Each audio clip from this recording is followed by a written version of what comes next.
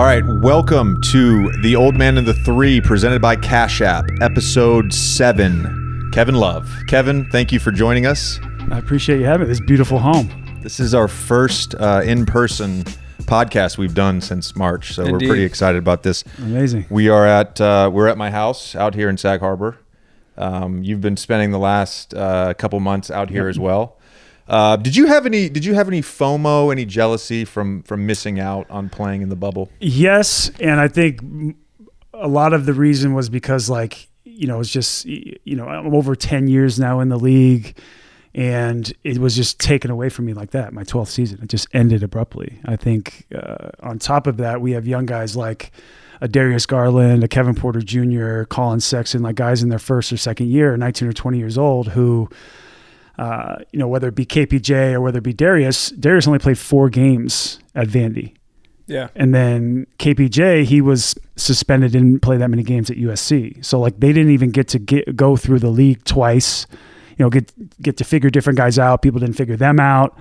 We just got a new coach in JB Bickerstaff. So we were actually, I think we were 5-6 or 5-7 in 11 or 12 games where JB was the coach after the All-Star break. So that in itself is tough. So we felt like we were just building, baby steps in order to get to, bigger and larger steps, but then it just ended. So for me personally, being 31 years old, my 12th year in the league, that hurt. And on top of that, as a team, an accumulation, it was really tough from a coaching perspective, overall organization perspective, but especially for our young guys. It's like, you have to go through that, push through a wall in order to, get to that next step. I mean, I know I certainly did. I had so many failures my rookie year, my sophomore season, and then finally got over the hump. But it's just tough for those guys, but everybody included who didn't make the bubble. But I wasn't there, so I don't even know what it was like. But Phoenix is a good example of the advantage. We don't know what's going to happen, but the advantages you would think they're going to have next year because Absolutely. of this run, not making the playoffs, is huge. Yeah, I mean, they got to finish the season, and the young guys got experience. 100%. And I love how they play. It's just going to be, are they going to be able to have a continuation of how they play? Because out of all the teams in the league, and you guys do it too, especially with Lonzo, you just hit ahead. You hit ahead and you play. You try to get a layup, and you have great passers, whether it's BI, they're getting downhill. Zion, he's taking the big guy. It's almost like Blake used to do, run out ahead. Yeah. And you have this monster coming at you, and you either have to foul him, you put him at the line, or you have a great passer who's hitting guys for threes. And that's really conducive to a lot of success for you as well. So, I mean, it's something that would have been great for us to be a part of, but understanding where we are as a league and trying to get, the play-in teams and, just knowing that we wouldn't have an opportunity to even make the playoffs on top of trying to stay safe with 8 less teams. I get it. It makes sense. I'm not gonna lie. I'm jealous that I'm not in the playoffs. Right. Yeah. I mean, I had this moment after we lost to San Antonio where the realization was we weren't going to be in the playoffs, and it was sort of emotional. And then in watching the games and seeing that level of basketball, you feel a jealousy. I think there's 2 components to that. There's the jealousy of not being able to compete, and then there's the jealousy of relevancy and feeling irrelevant and feling very small. Do you get that? And I think particularly with you, 100%. You played in, I think, 4 straight finals, right? Yeah. And then to go from that to not even being in the bubble. Yeah. That's a big jump. So that's actually exactly what I was going to say. And on top of that, we don't even know if we're going to be playing until next March. I know that's excessive, but to get, understand the business side, like gate revenue, getting everybody healthy. If we're going to, Game 7, it's October 12th. That's the last day the season can end. I think they came out even today or yesterday and said, the league, that we're not starting December 1st. And I didn't think that was the case. Maybe for ratings and not competing with football, that sort of thing, or the NFL, we might start on Christmas. Obviously a great day to start. But yeah, I think as far as relevancy, the abrupt ending to a 12th season and going from, and you've been there before, a really competing for some meaningful games. It's been really hard for me not to be competing and playing in meaningful games. So I went from 6 years of not making the playoffs in Minnesota, and I had a actually, when you said, I had this feeling of we're not going to make the playoffs and what that was like against San Antonio, I had that happen to me. I believe it was my 6th year. We were in Memphis and we were right there. But this is when the Western Conference was 47, 48 games. You're the 8th seed. your San Antonio 1 seed playing the 8 seed, which is Dallas. And Dallas still had Dirk. They had Sean Marion. They had Jason Kidd. They were a great team. Tyson Chandler still, the whole thing. So, yeah, it hurts. It definitely hurts. And as far as like getting into our, own bubble and, playing against the other 8 teams, that's just not the same. It's just not the same as compete. I'm watching the games now. Like Luka last night was unbelievable. Donovan Mitchell had 50 again in the same series. Like basketball at that level, there's just nothing like it when you're competing like that. We're going to talk about Luka in a second. I remember very specifically in my free agency meeting with Doc. It's a good wine, by the way. Thank you. By the way, we're going to talk about the wine too in a second. I remember my free agency meeting with Doc. I had played my last year about 50-some games for Orlando. We weren't going anywhere, and then I went to Milwaukee. We got the 8th seed as like a 37-45 team. And the thing that I kept saying to him in the meeting was like, I just want to feel relevant again. I want to be on a team that is going to make a run, because we had so many good years in Orlando where you get to May and you're still playing and you play meaningful games throughout the year, and the feeling of playing meaningless games, it's just so unfamiliar. And so that was really important. And oddly enough, the team that I was supposed to go to instead of the Clippers was the Timberwolves with you. Yeah. That first couple years before you went to the Cleveland, the West, I remember one year 2 through 6 had 56 wins. I know. We were the 3 seed through a tiebreaker. We played San Antonio in the first round. They were the 6th seed and had 56 wins. No, it was an unbelievable time to be in the West. And then, like you said, the East, if you have 32 wins, you're the 8th seed. It's crazy. I was like, well, we're far enough East that the Timberwolves could be, in the Eastern Conference. But no, that was a really crazy time in the league. It was so stacked. But now it's been a little bit of a paradigm shift, and you have some sort of, continuity on both sides and balance on both sides. I mean, a lot of the East teams are great. Look at Toronto, look at Boston, look at Milwaukee. I mean, teams like that, they're badass. Doesn't it still feel top heavy though? Because you think about the team in the West versus think about the teams in the West that didn't make the playoffs. Absolutely. Versus, no disrespect to them, but the Nets made the playoffs without their 2 best players. Right. And they had a team that was they played with a ton of heart in those bubble games, but from a talent level, there's no comparison between that Nets team and some of the teams in the West Dallas and your team. Well, or Dallas is the 7th seed in the West. Yeah, the 7th seed in the West, or the Spurs, or a team like that, or the Suns who went on that run. And so there is still a little bit of a disparity. Yeah, there is a disparity, and you look at even teams trying to play in. I mean, on both sides, there was 5 in the West, 1 in the East. So even from that perspective, it's like you have such a discrepancy, even from, the 8-9 seed all the way down from, 10 through 15. Yeah. So there is, I think there still is a discrepancy, but the ground that's been made up is pretty substantial, I'd say, in the last few years. But, I came into the league, and it was, so as I always talk about my welcome to the NBA moment, was Tim Duncan. That was our 3rd game into my NBA career. And, we play a double overtime game. They beat us. Tony Parker has 55, and I'm playing against, he's the most, Tim Duncan, I think he's the greatest power forward of all time. I think a lot of people would agree with that. And I think he was a center, but okay. Too hard of a call. I think he was a center. Okay, center. Okay, PF/center, right? Depending on what the all NBA team calls for. But I remember looking up, I'm like, he's 27 and 17? Like, what is going on? Like, there was a lot of games throughout my career when I played against him, and that was the case. He has 6 blocks. Like, he just does it, and you don't even know that that's happening. But you have, Blake with the Clippers. You have Powell and Bynum with the Lakers. You have, Zebo in Memphis. You have Paul Millsap and Carlos Boozer with Utah. You have LaMarcus in Portland. You have, Channing Frye and Gortat in Phoenix, who are, they're still running, up and down 8 seconds or less at the end of that. And it was, at least, even at my position, it was very, very top heavy as well, as far as power forwards went in the Western Conference. So every single night, I didn't have a night off. Who was the guy that was the hardest guy to go against? KG, without a doubt. Okay. I mean, and yeah. I feel like a lot of guys say Zebo. Like Blake has told me Zebo before. Zebo. By the way, I'll say this. That's actually, a great point. Like, coming into league within my first 11, I think it might have been dozen games, I played Tim Duncan twice, Dirk and Kevin Garnett and had to match up against them like right away, right? So I'm playing, Dallas against Dirk, and Dirk's MVP, right? Like at that caliber, top 3 or 4 every single year. And then KG, that's the year they won the championship. But, here comes this rookie. He's a top 5 pick. KG was the number 5 pick. He's a power forward. He's in Minnesota. Like, what he wanted to do with me. Like and I had to go against that. And he was, he was defensive player of the year that year, and they won the title. So was he barking at you? Oh yeah. Yeah, he barked at me. He just, one of the best competitors the game's ever seen, but he's always barking. How many times throughout the course of your basketball career, going back to even when you were a kid, have you been called a bitch-ass white boy? I've been called a bitch-ass white boy a lot.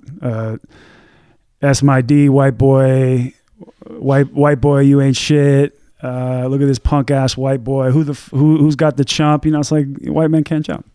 It's like, who's got the chump? And it's like, oh, he can actually play. I feel like you can relate to that. Yeah, it's sure. Like, it's just, it's funny. I don't take any offense to that. Well, neither do I. I've never taken, even as a 13-year-old guy. Yeah. Kid, hey, he's just, those two guys were just, it just is what it is. Competing. It's like, in the spirit of competition, and you saw Harold come up to Luka the next game, was like, it's just part of the game. It's part of the playoffs. You talk shit. I thought Kenny Smith had the best take on this. I didn't hear what he said. He basically said that the reason it's not that big of a deal is because it's not racist, because there's no power in what he said. Correct. Whereas him saying that, he's not keeping Luka from doing anything. Right. Yeah. Whereas I also believe racism is sort of putting one race above the other. I'm going to put barriers in place so that this race can't have the same opportunities I am. And listen, I don't think he was, but maybe, there's been times in my career where I've been a punk ass white boy. It just is what it is. What about a bitch ass white boy? But a bitch ass white boy, I don't know if I've ever taken it that far. But no, this is what, I always think about things in life in general, let alone basketball, in terms of intent. His intent was not, he wasn't saying anything racist. It wasn't intentional in that way. He was just like, I'm getting the better of you. You called me a flopper earlier. We're in a heated battle. We're winning. I'm busting your that's just what it is. I have no problem with that. Can you try to put into context what we've witnessed with Luka during this series? Because the numbers are historical, and he's not just getting those numbers. He's getting those numbers against a great defensive team, a top 5 defensive team with 2 of the best wing defenders in the NBA. And they're checking him. They're guarding him. Going against, a team like that. And you've seen Doc, especially how he prepares firsthand how he prepares for playoff games. Ty Lue is great. Ty Lue, it's like, okay, we were an underachieving regular season team, but when it came time for playoffs, he's like, I got this. He's like, everything that he set up for us, he just had a brilliant mind for, his schemes and his X's and O's, his ATOs, his just everything that he did. It just made more sense moving forward when it came to playoff time. But Luka, he's doing it against those guys and against a team, like you said, who's a top 5 defensively. What he did yesterday was historic, I guess, but 40, 15, and 10 was only Oscar and Chuck. So it's been 30 years since it's even been done. He did it on a bad ankle without Porzingis. It's like, he's going to his step back.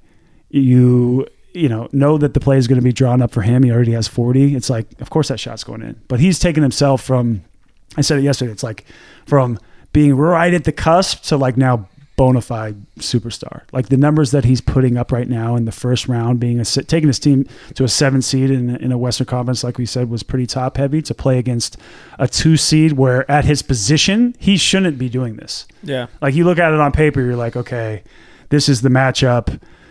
Second year guy, First playoff run. He's 21 years old. Yeah.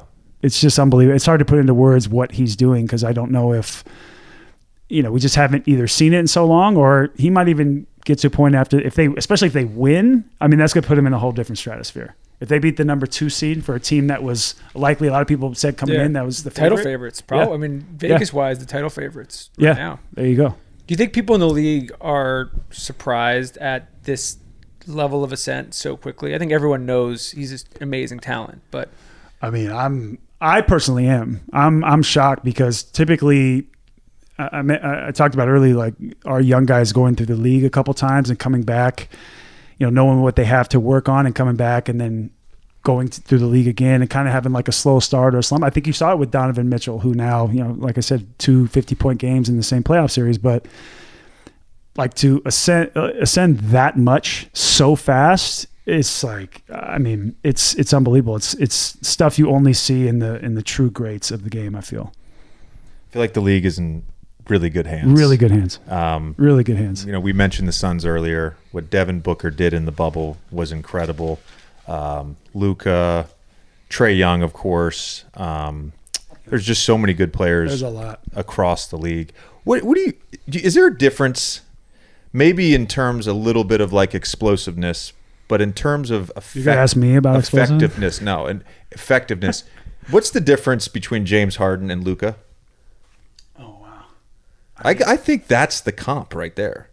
Am I far off on that? No, because they both have size.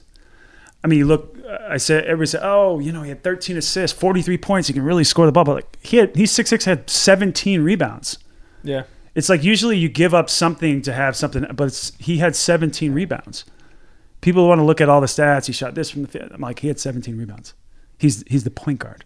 Yeah. Like so he can guard pretty much 1 through 5 with his size. He has that big frame. He's got that size to him in a way that you don't typically see at that position. So like James, yeah, he's just built different. I know they're playing that brand and style of small ball that they want to play, and that's their identity. But like he has some serious size on him where he can't match up against most fours. James can. And I feel like both of those guys can do that. So, I mean, we'll see where, because the trajectory isn't even here. It's like this right now for Luka. But I feel like, and obviously James came in as third pick at ASU, 6th man for a team that was great, made it to the finals. So we don't know what it would have been like him being the first option right out the gate. But it just seems like Luka's figured it out at such an earlier age. It's I don't know as far as comparisons go, but that's as far as what they do and what they add to their team. That's pretty. I just think on. The way they play and the skill set, and if you look at certainly their shot chart, it's like step back threes, layups, and free Invest throws. in a step back. That's it. Brad Beal's tweet. That was amazing. Invest in a step back. I love it. It's so true. Do you think Kawhi is going on him the next couple games? Like, if you're Doc, what's the strategy shift? Honestly, I'm saying to take. I mean, listen, it's a lot of pressure to say, all right, go out and guard a guy that just did that. But I'm telling, you want to be a difference maker with Paul George.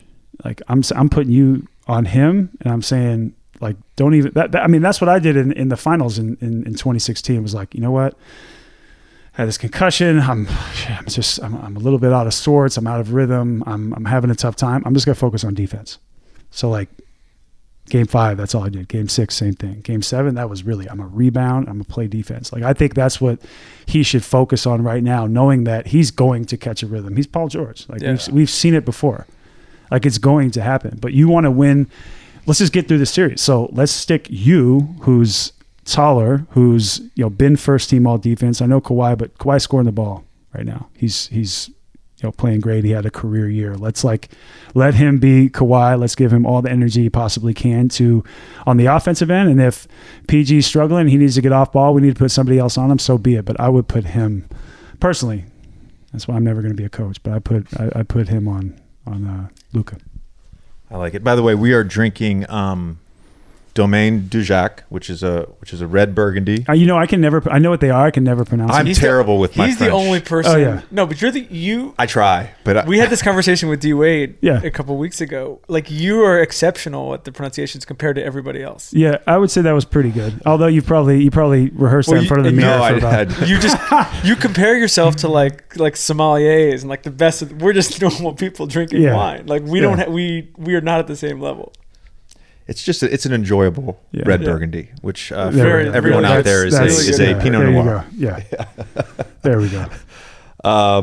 Let's go back a little bit. Let's go back a little bit to UCLA and playing with Russ. Okay. You guys were roommates on the road. We were. So you got to see probably a side of him that most people don't get to see. Mm-hmm.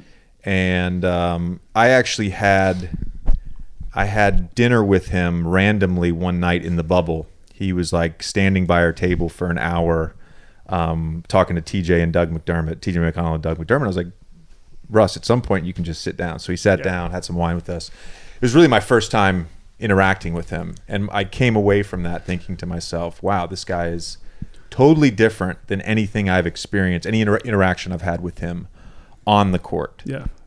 When did you realize he was sort of cut from a different cloth? So I had been on a number of unofficial visits there. I'd been on, it was actually my only official visit. I remember my first day on campus. I'm walking up Bruin Walk. I'm going to my first history class. And, we kind of interchange with our academic advisor, who was more of my therapist than academic advisor because I was a athlete student, not the other way around.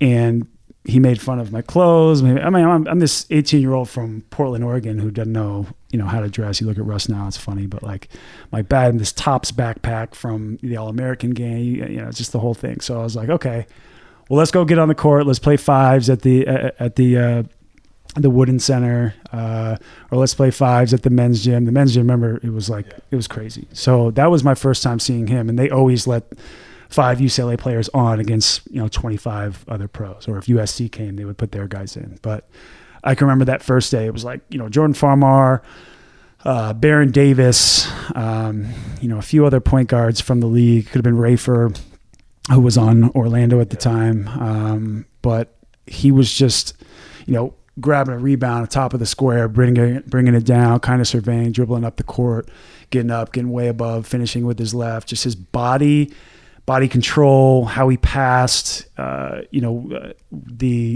he was willing to take on even in an open gym. I was like, wow, this kid's going to be amazing. So when people ask me, they go, who do you think is going to be a breakout guy that nobody really knows about? I go, that's the easiest question I'm going to answer all year. It's Russell Westbrook. So Darren Collison went down. I think he sprained his MCL. Russell took over, I think, for the first, it was like dozen or a little bit less games, played point guard, and then he just took off. He just took off after that. I have a similar story because it happened at UCLA. It was after my rookie year, and I was at what you call it, the men's gym? Men's gym. Okay, the men's gym. So student activity center, which is the wooden center, which is like below where we've practiced, but then the men's gym's up top. Gotcha. Whereas typically where they've done the pros, forever. So the UCLA guys were one team, and then the pros were kind of rotating in and out. And there were a bunch of great NBA guys there. And Russ was... Well, first time I went was going KG. It was crazy. Going into Russ's sophomore year. So he'd played his freshman year. That was it, yeah. And I was like, that dude's the best player on the court against all NBA players. It was unbelievable. It was the same summer. Whenever that was, I mean, I could have possibly been in there, but he was, like you said, at any given point, the best player on the floor. And he's, by the way, my age. He should actually be, a 2007 high school class, but it's insane. You were 08, right? 08 draft class? 08 draft, yeah. Where would you rank the 08 draft class? In all time. I think all time, 84, like 84, 96, 03. You guys are probably in that next tier. I was going to say top 5. Top 5. Top 5. I don't know if there's another class. Maybe we haven't seen how it plays out yet. Yeah. Like the Luka class, I don't know who else is in that besides Trey, like that kind of group, how that's going to play out. But as far as right now, top 5. Well, you guys had a bunch of, we were looking this up yesterday, you had a bunch of big men in that class. Yeah. That not even just in the lottery, across the board, that are still, like, Ibaka was there. Yeah. DJ was there. Yeah. Brooke Lopez. Yeah. It's just, there's deep, Robin Lopez. Yeah, there's these deep sort of sleepers second round, like even late like second Danilo round picks. Gallinari, Eric Gordon. Yeah. Guys like that have had great careers.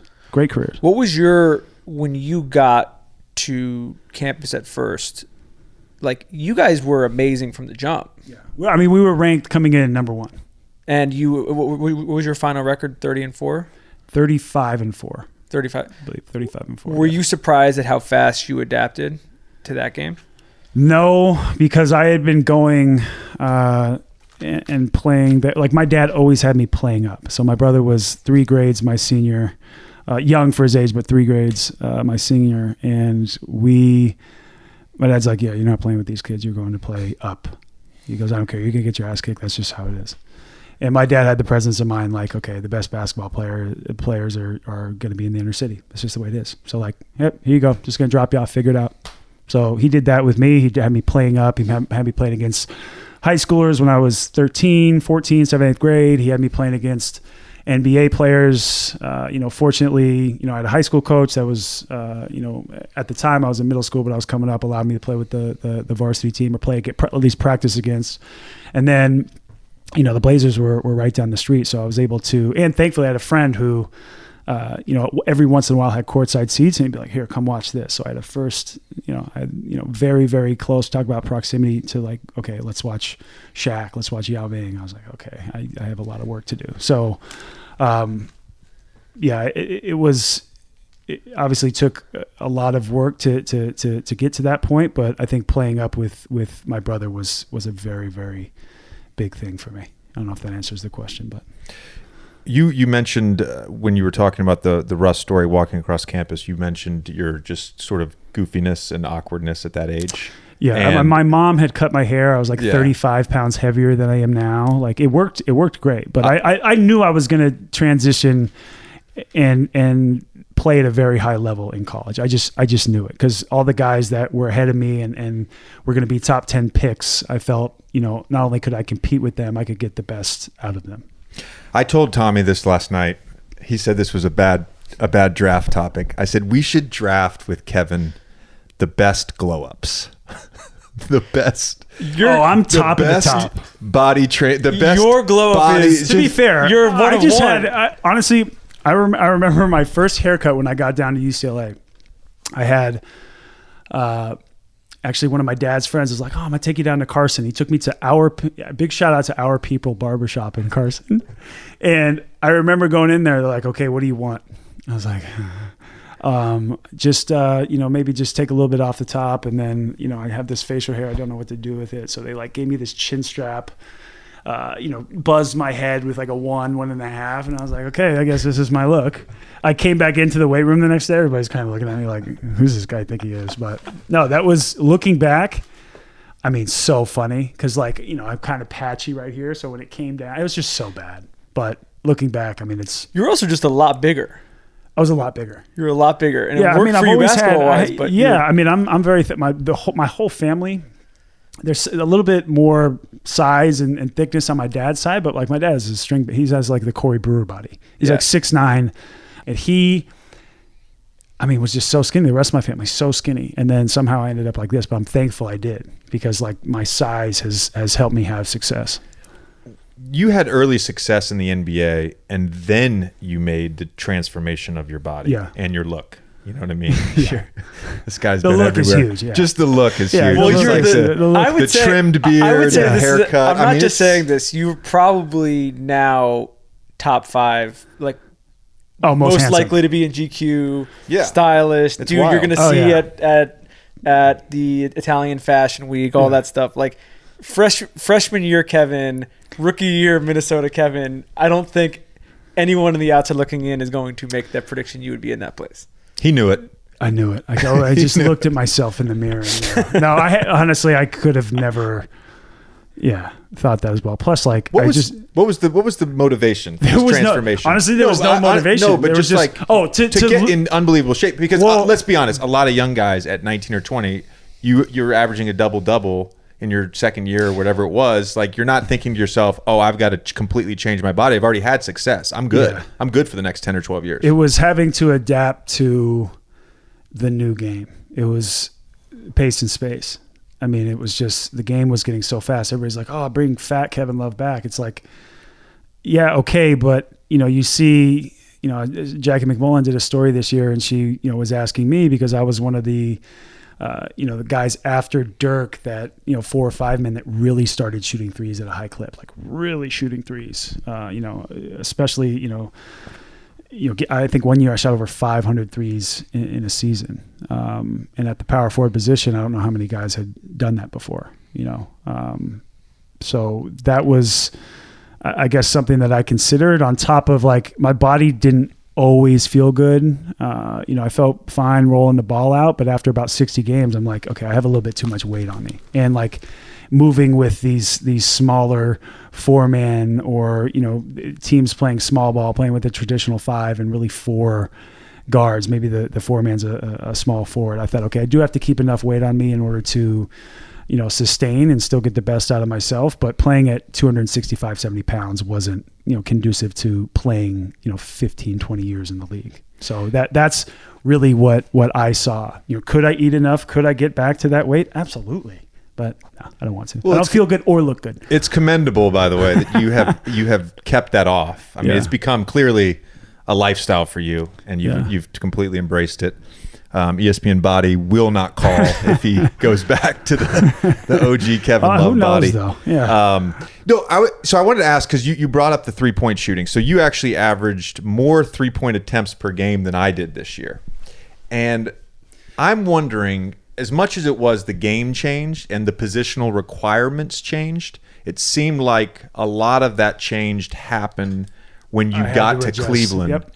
And you had to adjust to playing with LeBron. And sacrifice. I just, I think really of any position or anybody on the team, I felt I did have to sacrifice the most. And so my, call it adjustment period, or learning curve was likely a lot steeper than most or all on the team. So, you had 2 ball dominant guys.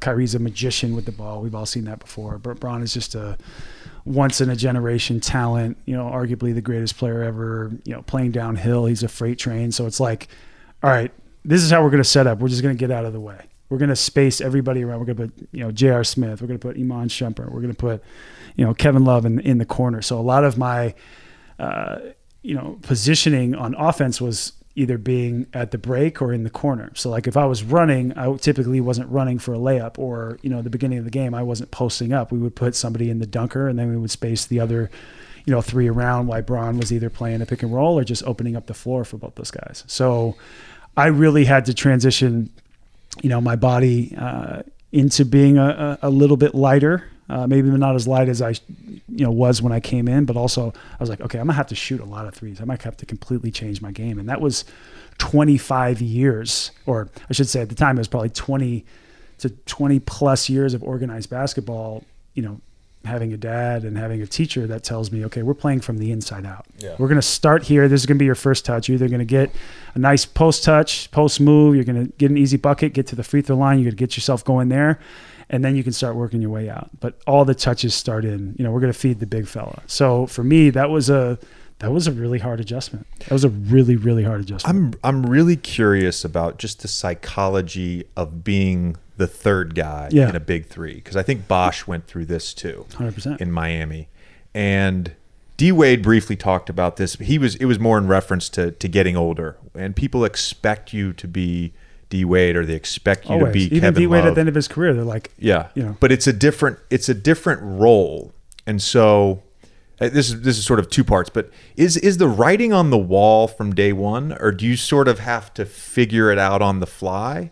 And then, once you sort of realize that, hey, I am the third guy here, how difficult is it to then deal with that criticism, knowing that you aren't the number 1 guy anymore? Oh, you're going to get the finger pointed at you. I don't know if I was ready or, because, it's like the 4 agreements, right? I don't know if you read the book, but like, don't make any assumptions, don't make anything personal, or don't take anything personal. Those are like, 2 of the agreements, and I did both. Like, made assumptions like, oh yeah, I could easily be the second guy, and like, everybody says I'm going to take heat if I'm the third guy, but like, no. But I took the most heat, and what I assumed was going to be true, made me look like a fool, at least in my mind. I'm like, oh yeah, I'm going to go out and do this. I'm going to, have a very, very productive season. It's going to be an easier transition than people think, because I went from being, an all NBA, all-star guy to then being that third option, I'm thinking, I watched Bosh. I watched him pretty closely. Who didn't watch those Miami teams? But, maybe I can learn something from him. But it was just every team has a different makeup. Every season is different. Every, coaching staff, what they want out of their guys, every culture of every team is different. So that was a hell of an adjustment period for me, from going from a guy that shot almost 20 shots a game, who was catching on the elbow, running stuff in Rick Alleman's offense the entire time. My usage rate was very high, to then being, basically, relegated as a 3-point shooter. Like, stand around, wait for your time, and occasionally we'll post you up. Like, you might get the first play of the game, and then you might not touch the ball for 8 minutes. And like, let's just call it what it is. As a team defender, I can be pretty damn good. As an individual defender, But as an offensive player, it could be great. I still have that in me. I feel like every big three is unique, right? I mean, that was a very unique situation, to where I had to take a back seat in order for us to, be as great as we were. And that's a hell of a back seat to two of, those guys were they were great. Yeah. Great. And I wouldn't change it for the world. Like, I learned a lot about myself. Like, I could have gone on and had more all NBA careers. I could have been 25-10. I could have done like 100%. I don't doubt it for a minute. But like, trading that to winning like, you can never take a championship away from myself or the guys that we had. It's pretty cool. Do you feel like time made things easier? You guys being together for as long as you were. Yeah. And part of why I asked is, we talked about this with Jimmy, and I'm curious about that a little bit with you guys last year, because, you had your own version of a big three. It was obviously very different pieces wise and everything like that. Yeah.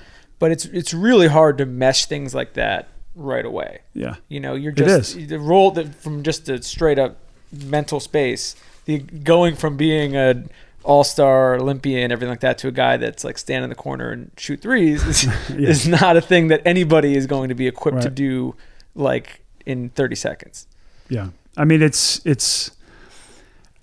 Honestly, I should have probably had, in my mind, but also from the other side, a little bit more clarity about my role was. But we had a rookie head coach who was initially supposed to take over a team that was like Kyrie and Tristan, Dion Waiters, potentially Gordon Hayward, to now coaching, LeBron, Kyrie, and Kevin Love, and more great players, like Tristan Thompson, Dion Waiters, like all those guys. So, yeah, I think it's like I said, a really steep adjustment period. But for me, like I was on a contract year as well. Like as like it was Anthony Bennett, it was Andrew Wiggins. There was a number of players that got traded in that draft for me in order to be on that team for the Cavs 14-50 season, and now all the way through now 6 years. But no, I think it took time. I could have left. On July 1, it was, but the first call was David Griffin. Griff, amazing, awesome dude, straight shooter. He was just like, what's the deal? I was like, I think this year taught me anything, it's just to have patience. Anywhere else I go, I'm probably not going to have, I'm not going to have the chance to win at this level. So like, I'll keep sacrificing. I'll keep figuring out who I am on and off the floor, and let's roll the dice and see what happens this year. If something else needs to happen moving forward, but we came out that year. We struggled, like we always did in the regular season. I think we were the most talented, underachieving team maybe of all time in the regular season. I really do believe that. But when it came playoff time, we were just locked and loaded. So historically came back from 3-1 that year, won a championship. And honestly, I wouldn't trade that for the world. It was all the wine that they were drinking. We were drinking a lot of wine. You guys were the original wine team. We were. I think the interesting thing is just the makeup of every big three has been so different. Yeah. So like, if you look at Boston, basically Paul Pierce was the number one option. Yep. They were going to run Ray off screens and floppy action all the time. And KG from day one is like, I'm here to guard. I'll be the third guy. They, at times during that run, had to beg him to shoot the ball more. That he's considered like between him and Ray, it's like, yeah, thanks. Let's just make sure we get this. Maybe we'll get some free wine out of it. I don't know who would be considered the third, but I know if there's a guy from day one and 2B almost who's saying, I don't need to do what I did offensively in Minnesota, I'm willing to sacrifice. Yeah, but the difference is he could also, I mean, he was defensive player of the year. He could dominate a game on the other end. I can dominate on the defensive rebounding.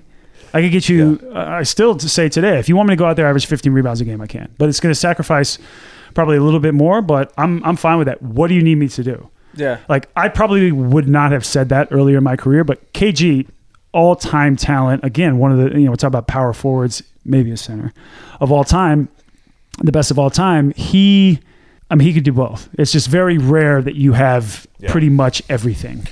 I'm going to follow up on that rebounding thing because I have a question about that. But I do want to mention that when KD signed with the Warriors, Klay Thompson, like 2 weeks later, came out and was like, I ain't sacrificing shit. So it was like the opposite of KG approach. And Klay, to his credit, is an all-world player on both ends. Crazy. Doesn't need the ball in his hands to be effective. Nope. Can score 60 in any guy that 8 dribbles. Yeah, can take 11 dribbles and score 60. Yeah. He shouldn't take a backseat to anybody. Yeah. And with the way that he plays, there's nothing he has to really change. Play defense, shoot threes, run the floor, run off. Like, he's making his teammates better just by being who he is. I have one aside. You knew him when you were young, right? We played Little League baseball together. Yeah. Did you play basketball with him when you were young? No, because it's funny because like where I'm from, we have like a weight limit to football. Who can play quarterback? It's like, okay, I understand on defense, like hitting people, but quarterback, you couldn't play up. So we would get, my best friend would play in trouble for playing up. If I played up with my brother 2-3 years, they'd ask for, this kid looks like it was always that way. So It was only in baseball where you had like 9, 10 All-Stars, 11, 12 All-Stars. And it was, he was a grade younger. So that's the only time that we ever played together.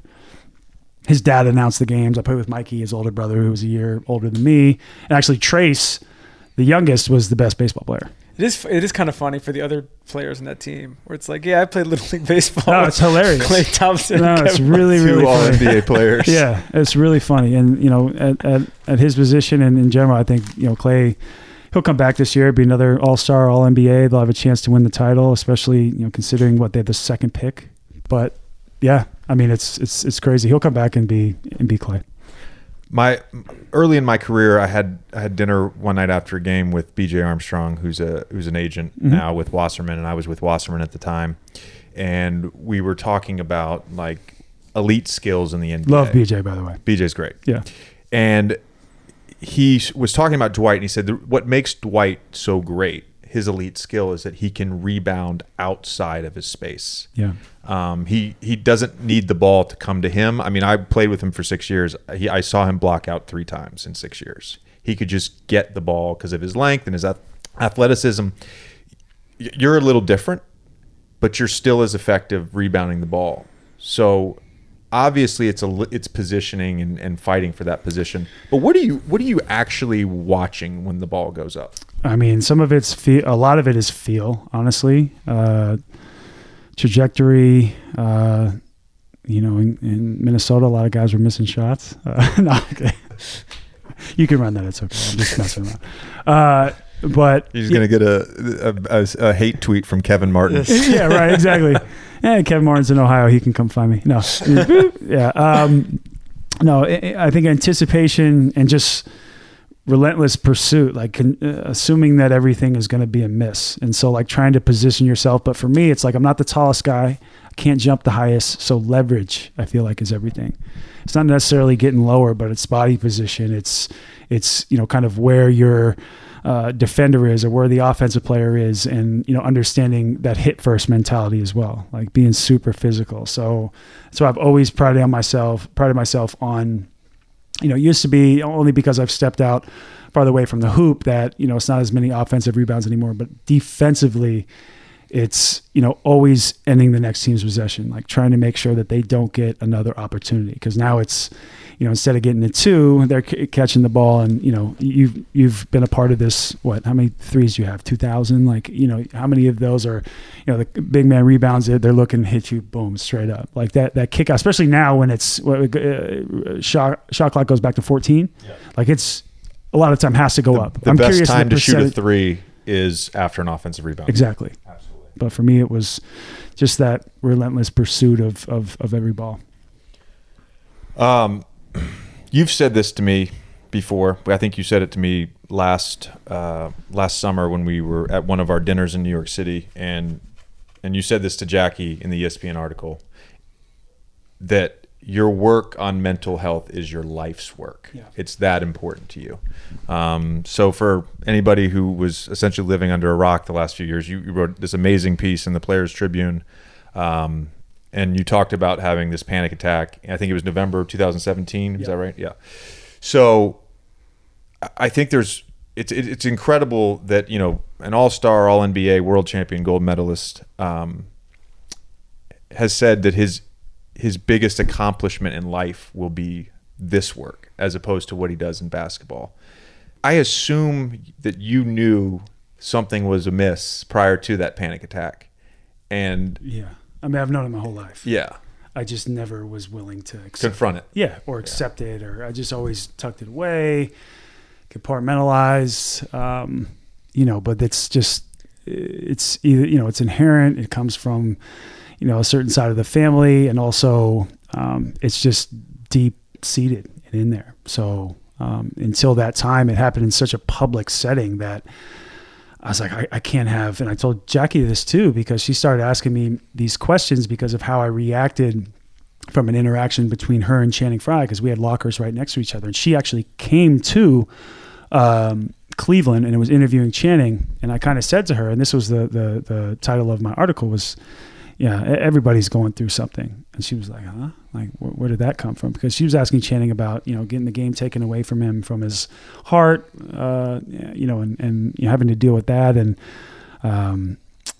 those anxieties that came from that, the depression that came from that, not knowing if, it's going to affect my family, my livelihood. I was with Channing and I was heartbroken for him. Both of his parents died in the same month. And I was with him. Like, he had talked about it, just coming to practice, just bawling his eyes out and having to deal with that. And then I've been part of this so much, like putting on a brave face, like coming to work, because, a lot of the time you feel like if, you're not competing or producing at a high level with, basketball, which for me for so long was all my identity was, that I'm not having success as a human. Like I'm a terrible person. Like you start, and then you look backwards as a kid. Like I have so many great memories, and only from doing the work with my therapist and going on meds have I realized, like, okay, now I'm starting to do the real work, but let's peel back the layers from that and say, let's not say that these great memories from my childhood are inconsequential.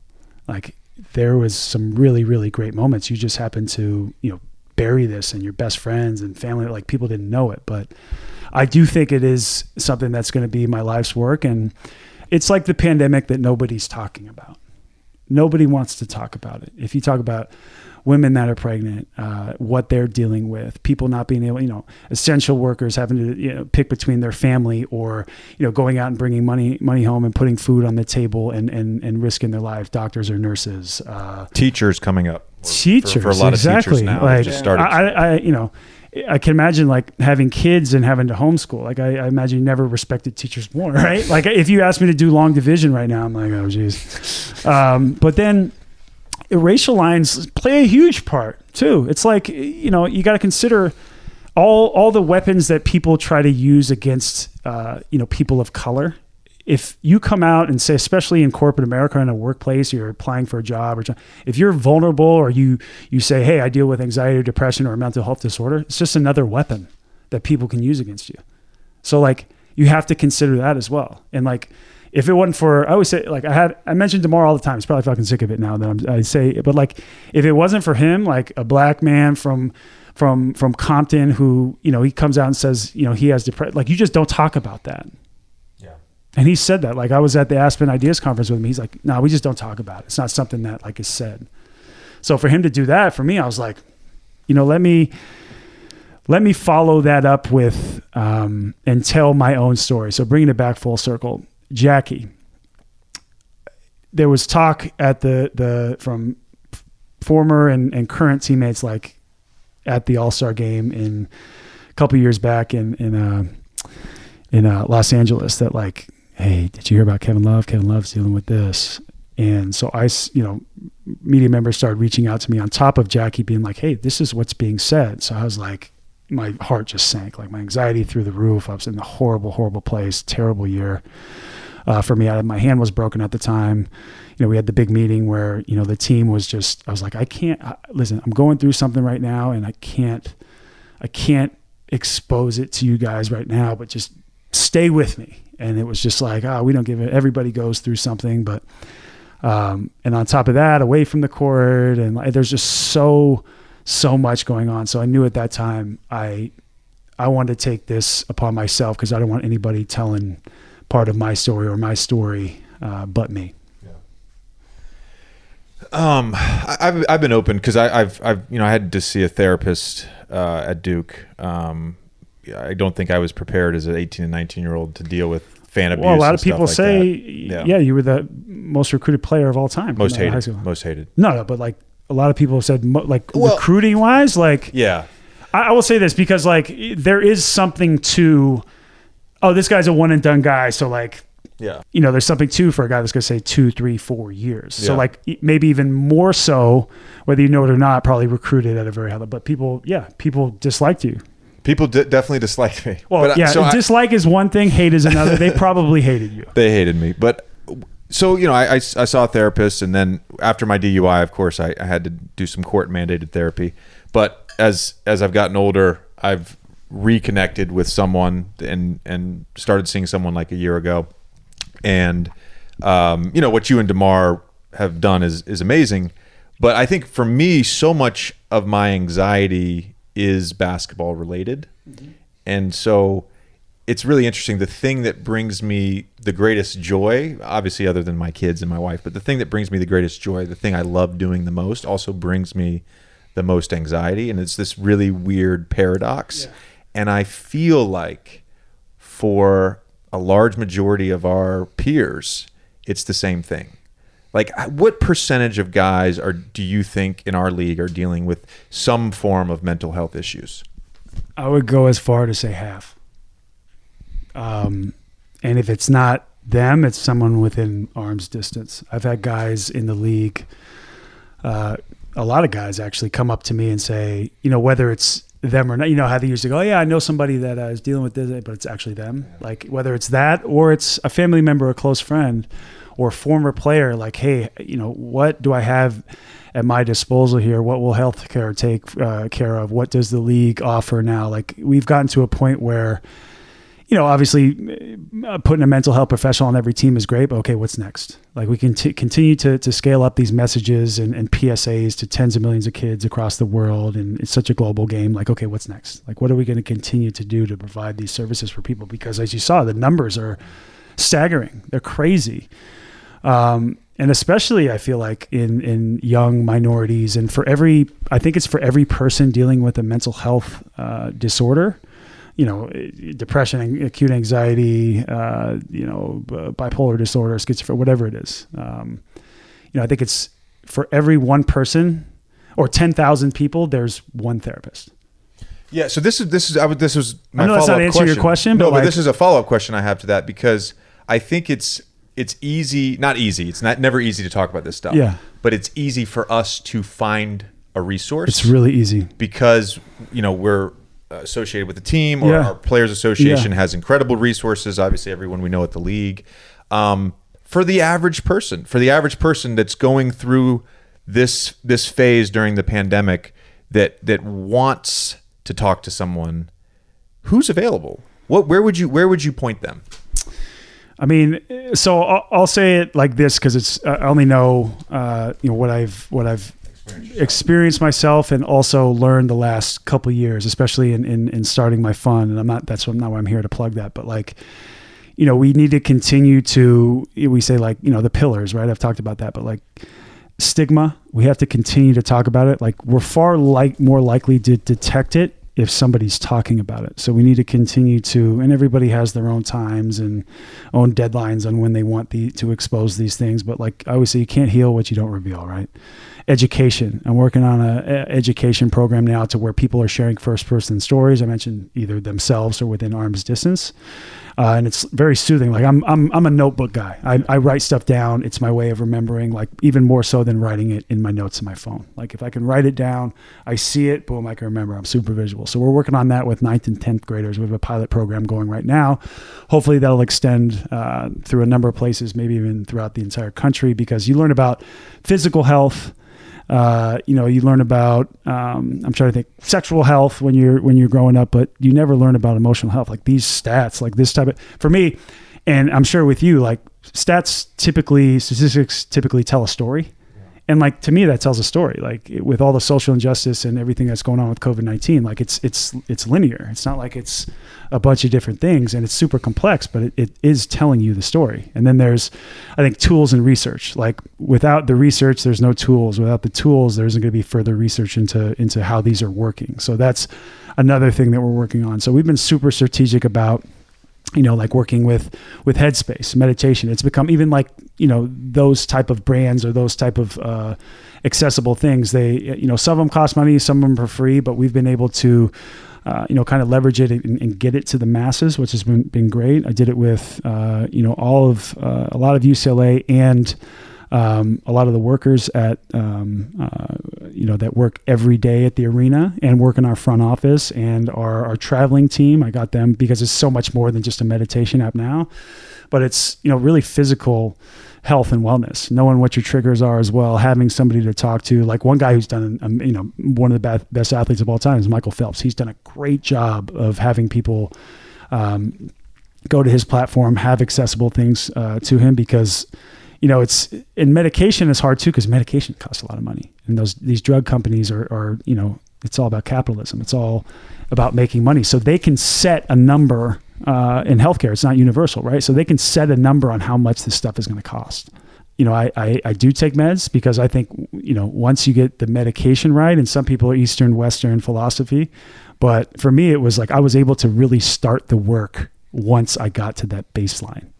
And without that, I don't think I would have ever come out of the hole that I was really in. But there's so much to unpack there, and it differs depending on where you're from, your socioeconomic status, gender profile. Like it keeps going on and on. So I think that's a big part of the reason that we're trying new things, trying the pilot programs, and continuing to work at this. How do you manage your internet consumption? Because that's a big thing, especially during this.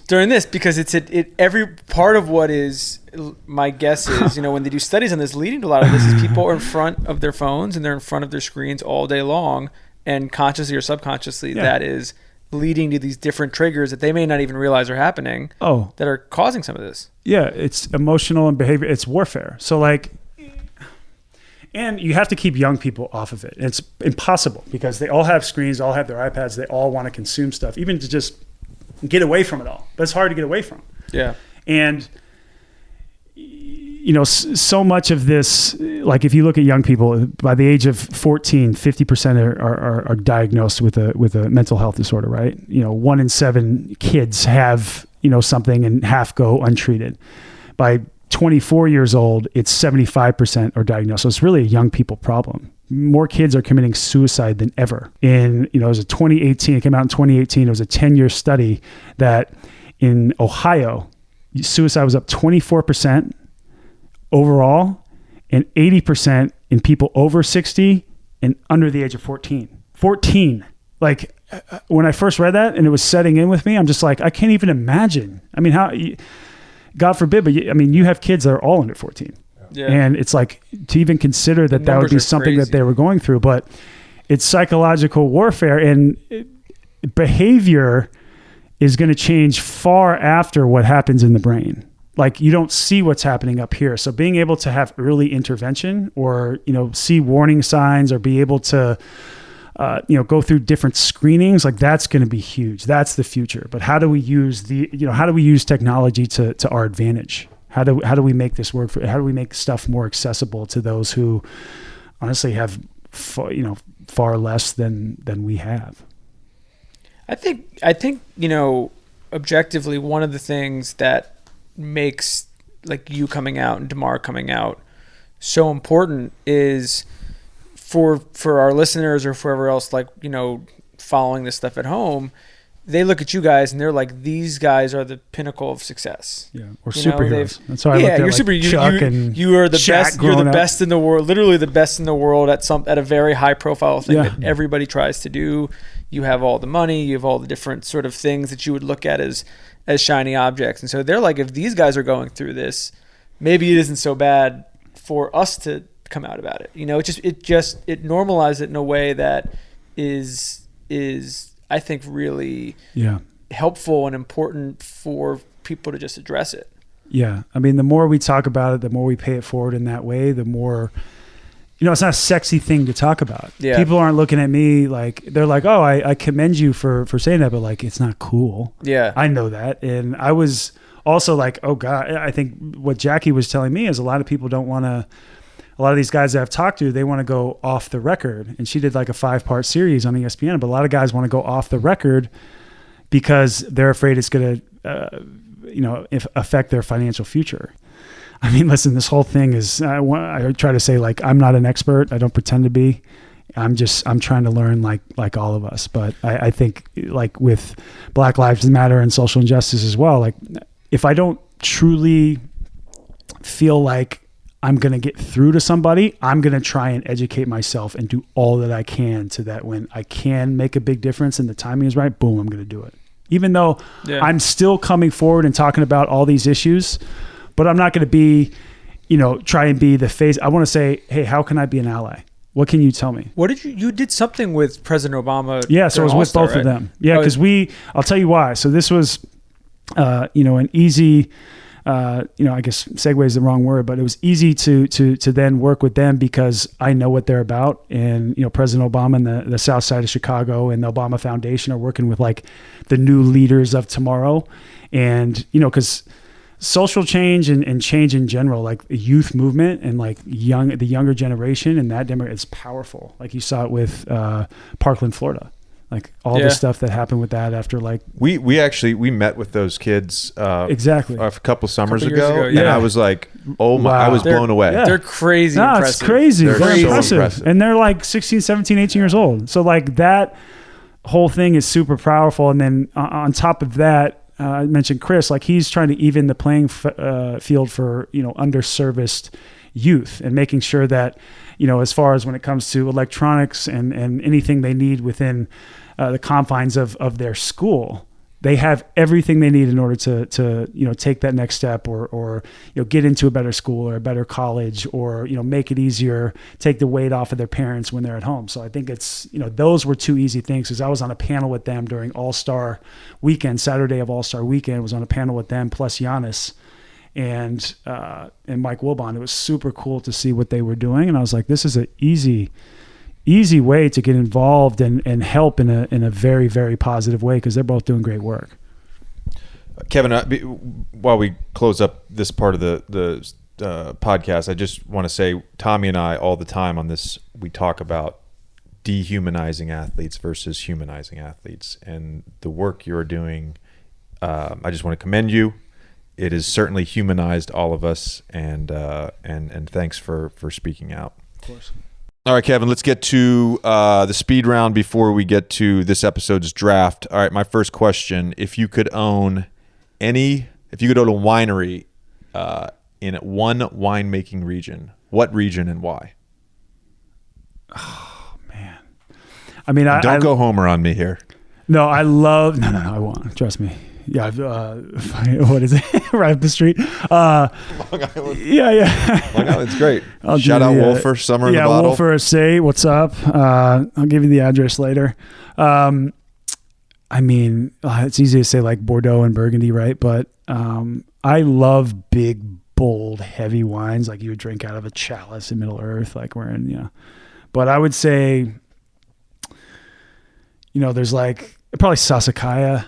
I mean, so like a super Tuscan like that. So I just, that's a wine that, first time I had it, I go, okay, no, this is wine. This is real wine. Like it's. When did you get into wine? It's funny. I never used to be into to coffee or wine. I just I don't think had the palate for it. I was just, growing up, I was like, I like the smell, but I had a taste of black coffee or whatever. Didn't like it. I had a taste of wine when I was young. I was like, I don't get it. But yeah, it wasn't until I was like 24 or 25 where I really was like, oh wow, this is good wine. And then, like I said, I've made a lot of good friends, including you guys that, enjoy it at a very high level. And, just continuing to try to learn as much as I can on it. But no, it definitely took me a while for me to open up, good bottles and understand wine. All right. Single play career highlight. The Steph stop.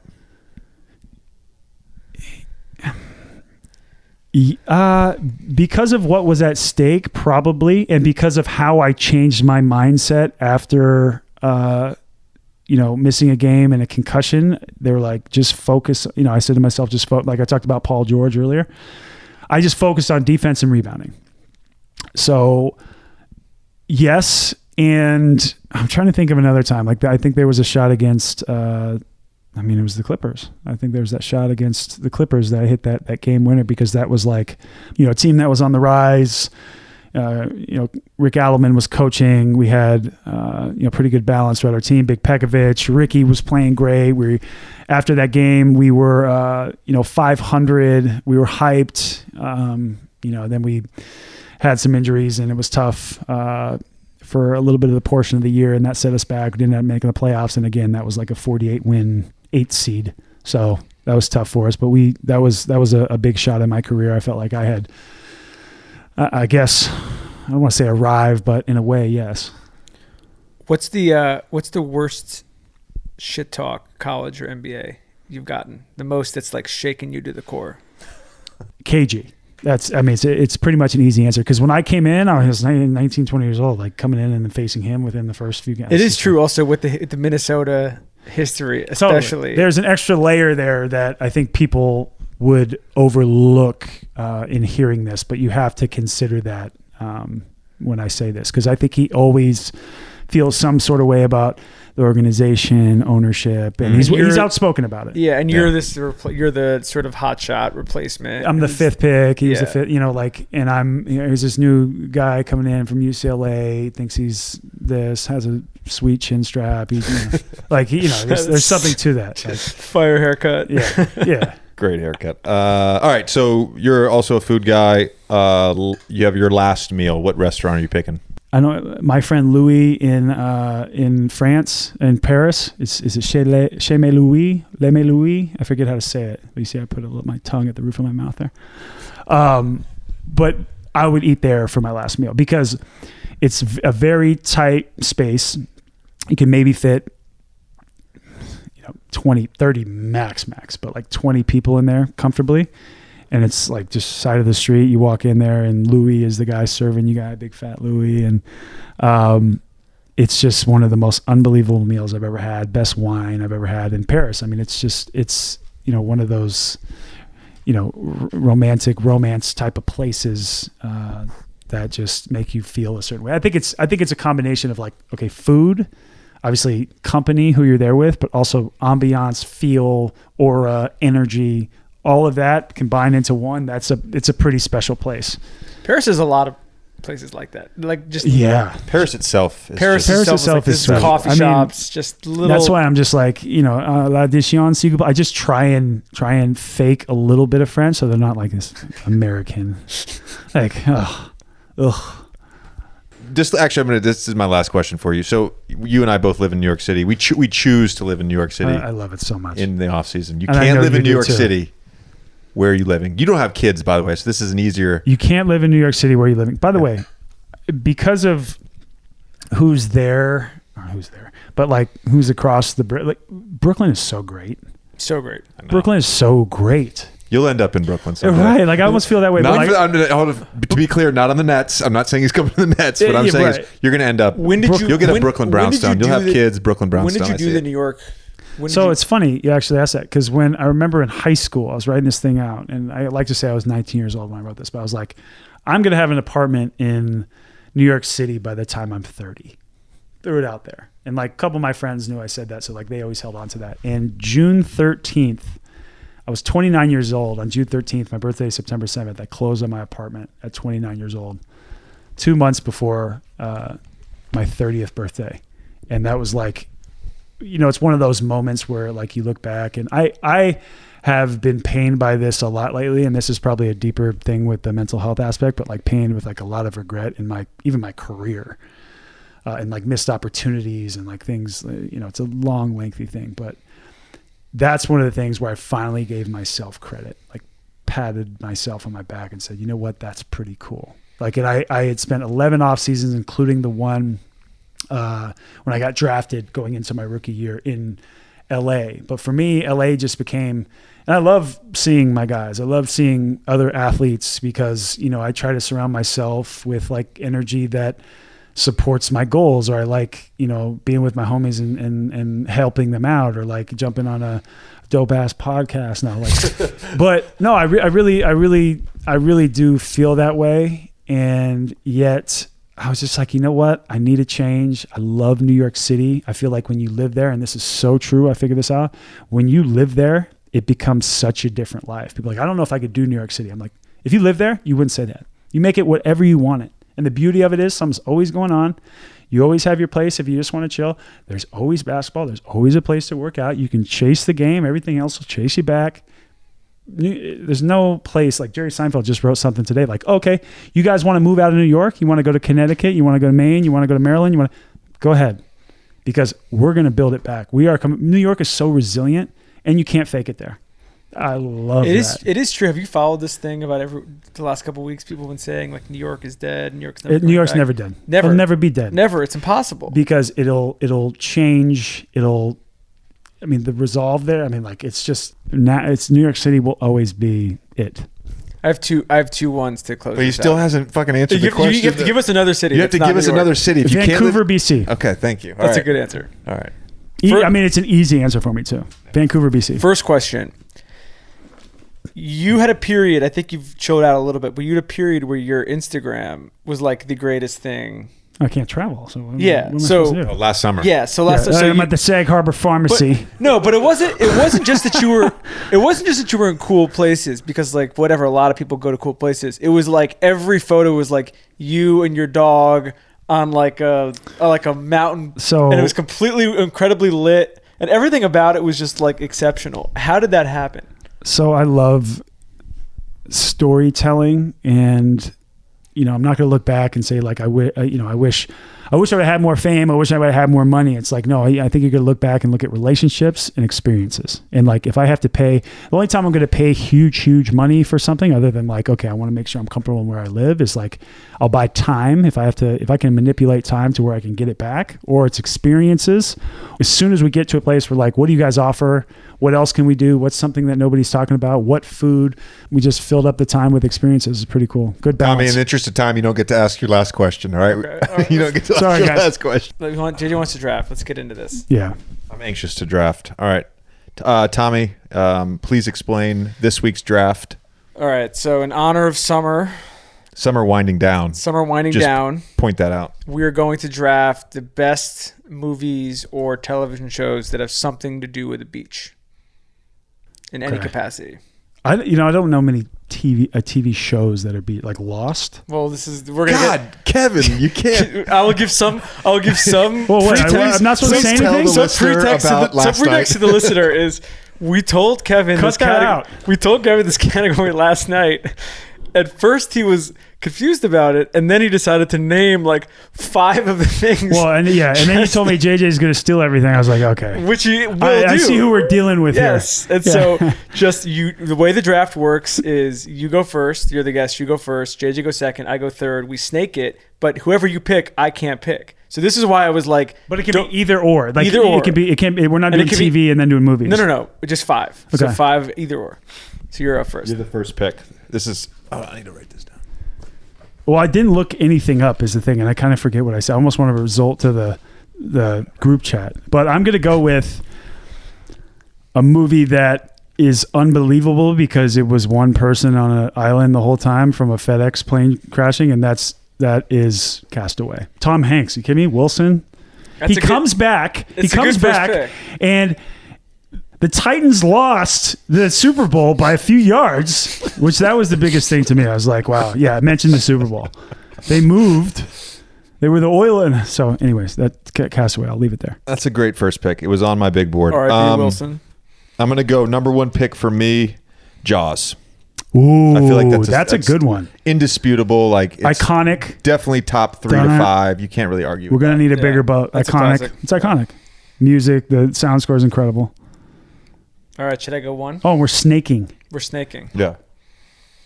I might ruffle some feathers here, as I tend to do on these drafts sometimes. One, I'm going TV. I'm going the OC. That's a good pick, though. You'll get a lot of love TV, for that. I thought you were going a different direction. Yeah, from the ages like 24 to 42, you're going to get a lot of love. Great show, great rewatchable show. Great rewatchable show, and still relevant. Like when something happens to an OC character in the world today, for sure, people know. For sure.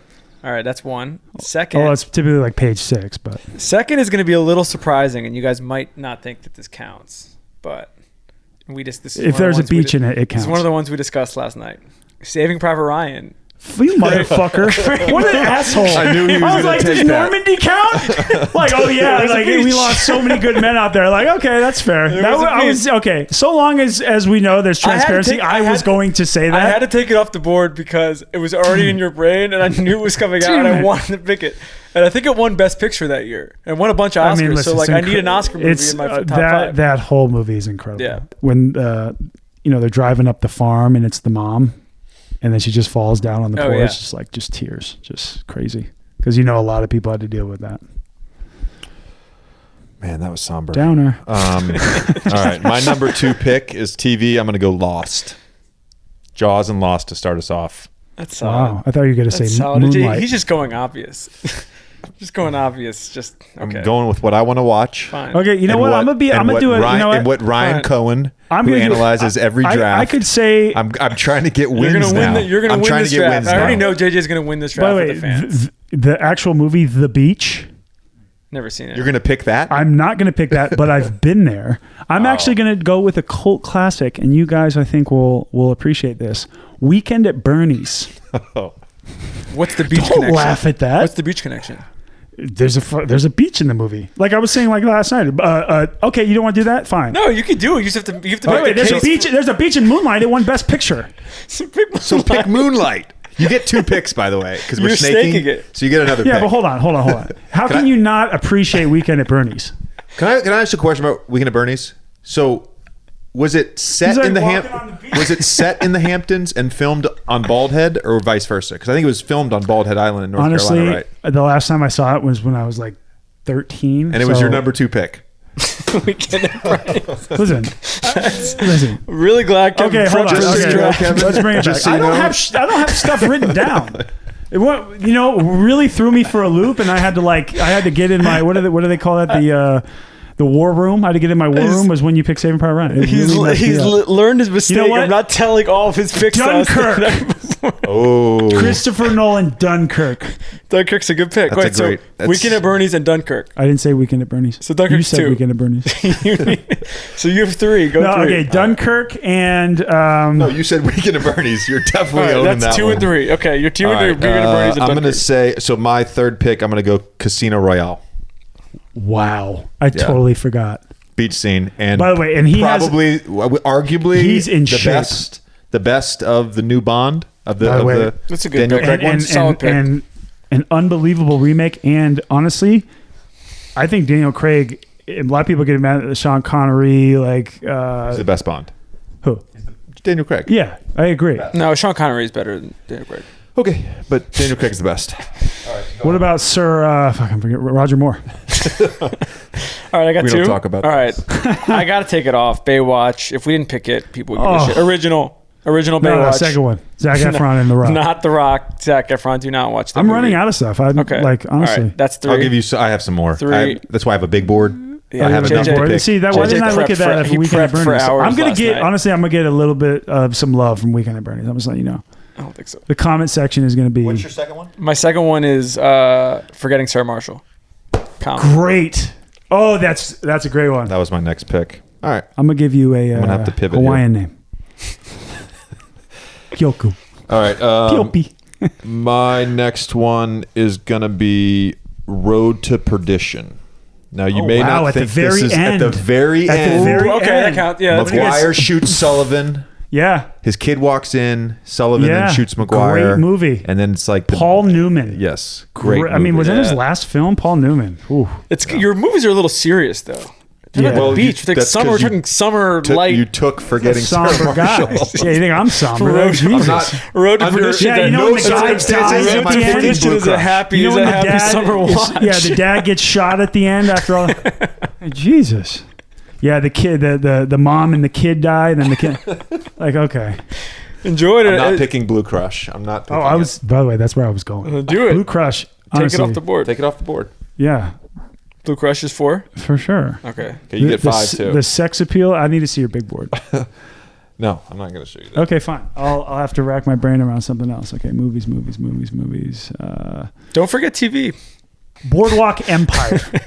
That's a good one. That's a great That's pick. a great I should have choice. picked that earlier. That's probably, honestly, it's your best pick you've had. Yeah, that's definitely better than Weekend at Bernie's. Okay, you guys want to keep giving me shit? I might go watch that tonight and be like, you know what? Great film. You said the OC. Weekend at Bernie's is better than OC. No, maybe it's not what it meant to teenage girls, but for what it meant to me. Weekend at Bernie's is not better than the OC, and it's definitely not a better beach show / movie than the OC. All right, number 5 for me, The Talented Mr. Ripley. Great. It's a great movie. It's a great movie. What they wore, the style in that movie, incredible. And Gwyneth in that movie, I gotta say. You know what I'm going with for 5? I want 2 Best Picture winners in my list. I'm doing Moonlight.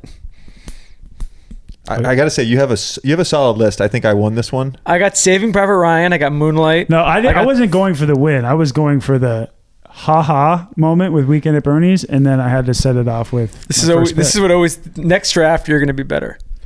I feel like next draft you're going to understand. I don't think there's enough time for you guys to do a second episode with me. If you've gotten to this point in the podcast.